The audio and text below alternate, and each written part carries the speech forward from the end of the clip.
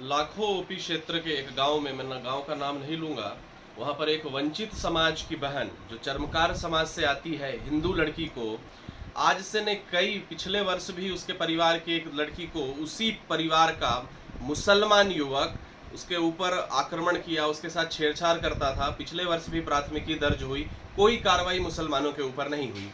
कल शाम में वो बच्ची साइकिल से अपने घर जा रही थी। एक अलाउद्दीन का बेटा, नाम मेरे ध्यान में नहीं आ रहा है, उसने उसके साथ छेड़छाड़ किया। लड़की साइकिल से गिर गई, बाद में उसके साथ गलत हरकत किया।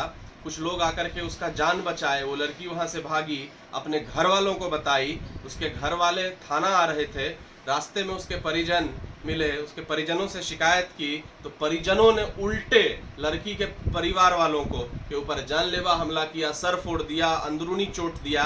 बाद में हमारे कार्यकर्ता जब किसी तरीका से उठा करके उन लड़की के परिजन को थाना ले गए तो थाना से कहा गया कि पहले इंजरी बनवा करके आइए। इंजरी बनवा करके जब सदर अस्पताल से वापस लौटा गया तो उसके तत्पश्चात ये जो भ्रष्ट थानेदार है लाखों का, जो वामपंथी मानसिकता का है, मुस्लिम तुष्टीकरण जो कर रहा है, जो दलितों को प्रताड़ित कर रहा है, जो अत्याचार कर रहा है, उसने उल्टे पीड़ित के परिजन, जिसके साथ छेड़छाड़ हुआ, जिसके परिजन का सर फोड़ा गया, जिसके ऊपर हमला हुआ, उसी को 3 परिजन को जेल में यानी हाजत के अंदर बंद कर दिया गया।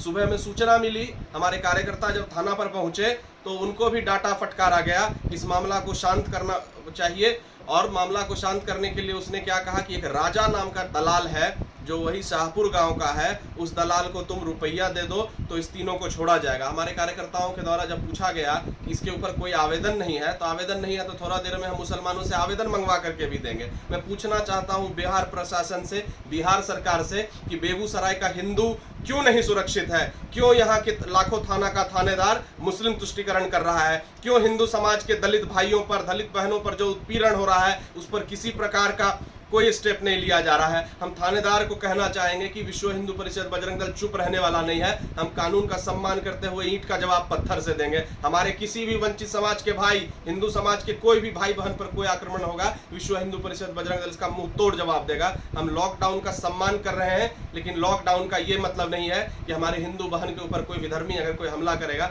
हम चुप बैठने वालों में से हैं।